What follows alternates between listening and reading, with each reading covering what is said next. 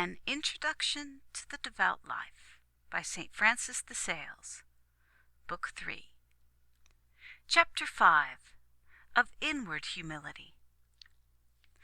But you, Philothea, would have me lead you further in the practice of humility, for that of which I have been speaking is rather wisdom than humility.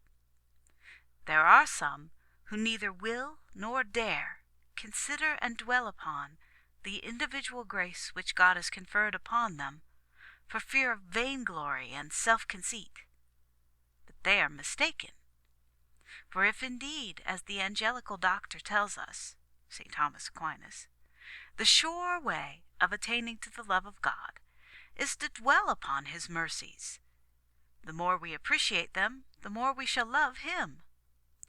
And as everyone is more alive to private benefits than to public, they should more especially consider them. Assuredly, nothing can so humble us before the compassion of God as the abundance of his mercies. Nothing can so humble us before his justice as the abundance of our misdeeds. Let us reflect upon all he has done for us, and all we have done against him. And as we count over our sins in detail, even so, let us count over his mercies. We need not fear to be puffed up with the knowledge of what he has done for us, if we keep well before us the truth that whatever good there may be in us is not from us. Though a mule is laden with the precious and perfumed treasures of a prince, is it not still a clumsy and filthy beast? What have you that you did not receive? And if you did receive it, why do you glory as if you had not received it? On the contrary, a lively consciousness of mercies received makes us humble, for such knowledge gives birth to gratitude. But if in the consideration of God's grace any vanity were to slip in, we should find an infallible remedy in the remembrance of our ingratitude, our imperfections, our weakness. And if we reflect on what we have done without God, we shall require no further proof that what we do when he is with us is not of ourselves or of our own strength. We shall rejoice in it certainly, and rejoice because we have done it, but we shall give all the glory of it to God, who is its author. Thus the Blessed Virgin declared what great things God had done in her, but only in order to humble herself and exalt him. My soul, she says, magnifies the Lord, for he that is mighty has done to me great things. Sometimes we profess that we are nothing, that we are weakness itself, and the very offscouring of the earth. But we should be ill pleased to be taken at our word, and generally esteemed according to what we say. On the contrary, we make believe to flee and hide ourselves, in order to be followed and searched after. We pretend that we would be amongst the humble and take the lower place, but it is in order the better to go up higher. True humility does not affect to be humble, and makes few lowly speeches, for she not only desires to hide her other virtues, but above all to hide herself. And if it was lawful for her to lie or deceive or to offend others, she would outwardly appear proud and haughty, so as to conceal her real self and live unknown and in concealment.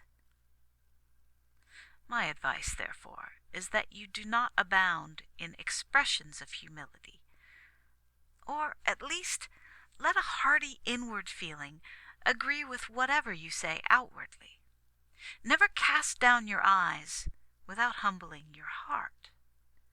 And do not pretend you wish to be among the last unless you truly desire it in your heart. This I hold for so universal a rule that I make no exceptions to it. Only sometimes ordinary courtesy may require us to concede the superiority to those who, evidently, have no claim to it. And in that there is neither deception nor false humility, for in such a case the concession of superiority is the beginning of honor. And since we cannot give it to them altogether, it is well to give what we can. I should say the same with regard to certain expressions of honor and respect, which may not appear strictly true, but really are true, if he who utters them has in his heart a sincere intention to respect and honor him to whom he addresses them. For though the words themselves may be exaggerated, yet there is no harm in following the conventional rules of society in using them. Still, I should wish that our words were always, as far as possible, uniform with our feelings, that so we might follow in all, and through all, a cordial sincerity and candor. A really humble man would rather let another say that he is contemptible and worth nothing than say so himself. At any rate, when he knows that such things are said, he does not contradict them, but consents willingly. He believes it himself, and is content that others should share his own opinion. There are many who say that they leave mental prayer to perfect men, that they themselves are not capable of it. Others, that they dare not take communion frequently, for they feel themselves unworthy. Some say that they fear to disgrace religion, if they pretend to it, by reason of their frailty and sinfulness, or they refuse to devote their talents to the service of God and their neighbor, because they say that, knowing their weakness, they fear lest they be puffed up if they do anything good, and in so doing good to others, will injure themselves. All these excuses are deceptive, not only false humility, but evil, inasmuch as they seek, tacitly and secretly, to find fault with the things of God, or at least to cover their own self-love, indolence, and evil disposition under the cloak of humility. Ask a sign of the Lord your God. Ask it either unto the depths of hell or unto the heights above, said the prophet to Ahaz. But Ahab said, I will not ask, neither will I tempt the Lord. O wicked man, he feigns a deep reverence for God, and under pretense of humility refuses to seek the grace proffered by his divine mercy. Could he not perceive that to refuse a favor from God is mere pride? That God's gifts must be gratefully received, and that true humility lies in obeying him and following his will to our utmost? And his will is that we be perfect, uniting ourselves to him and imitating him to the utmost of our capacity.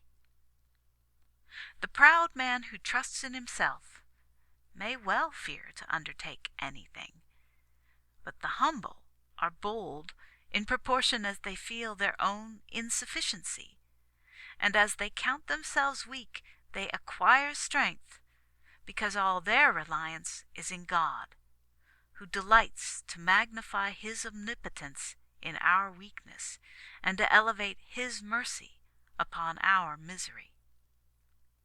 We may then humbly and devoutly presume to undertake all that may be judged proper for our advancement by those who conduct our souls. Nothing can be more foolish than to fancy we know what we don't know, and no vanity is more contemptible than that which affects knowledge which it does not really possess. For myself, I would neither boast of what I do know, nor pretend to be more ignorant than I am. When charity requires you should impart freely and gently whatever is necessary for your neighbor's instruction, or may serve to comfort and help him. For although humility conceals her gifts in order to their preservation, she is always ready to produce them when charity requires it, thereby strengthening, enlarging, and perfecting them. In this, humility resembles that tree of Tylos, which they say at night folds up and conceals its beautiful flowers, opening them again to the rising sun, for which reason the inhabitants of that island say that the flowers sleep at night. So humility enfolds and conceals all our virtues and human perfections, only producing them at the call of charity, which is not an earthly but a heavenly virtue, not a moral but a divine perfection, and the very sun of all the other virtues, over which she should always preside. And therefore such humility as is opposed to charity is undoubtedly spurious. I would neither pretend wisdom nor folly, for if humility forbids me to affect wisdom, simplicity and honesty forbid me to affect folly. And as vanity is opposed to humility, so all artifice, affectation, and pretense are opposed to honesty and simplicity.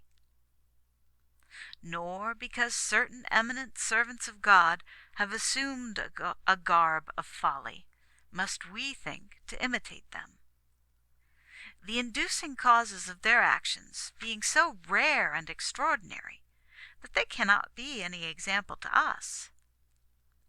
When David leapt and danced before the ark of the Lord, it was not in assumed extravagance of demeanor, but simply that his external actions corresponded to the unusual, immeasurable gladness of his heart.